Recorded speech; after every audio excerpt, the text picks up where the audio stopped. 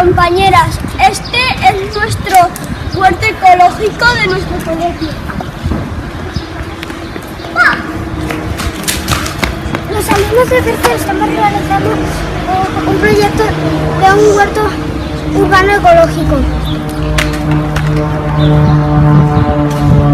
Estamos cuidando, regando y cultivando estas verduras para después venderlas.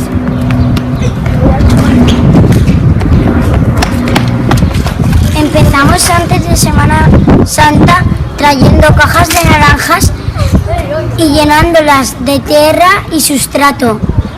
Después las dejamos 2 días.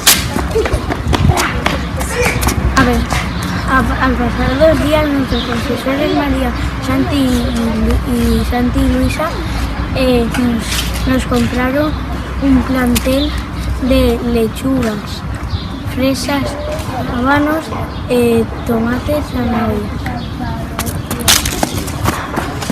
Para los que no sepan qué es el plantel, son plantas pequeñitas que luego las metemos en macetas más grandes para que crezcan, salga flor y den su fruto. Durante la Semana Santa, nuestros profesores se encargaron de cerrar el huerto, pero al volver tuvimos que reponer el plantel que se habían comido los pájaros. Después de Semana Santa, las plantas crecieron, como los tomates, los pimientos, las zanahorias y las fresas.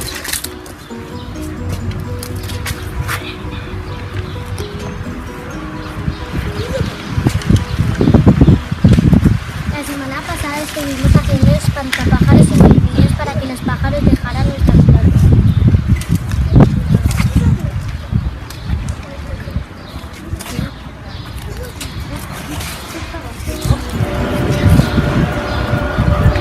Durante estas semanas vamos a engañaros y a poner cañas a las plantas que lo necesiten para crecer mejor.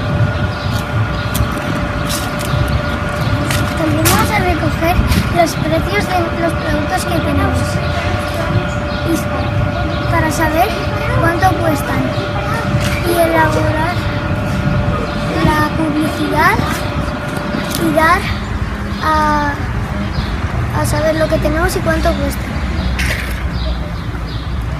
Esperamos que maduren ya los tomates y las fresas, que crezcan las zanahorias, las lechugas y los pimientos para venderlos.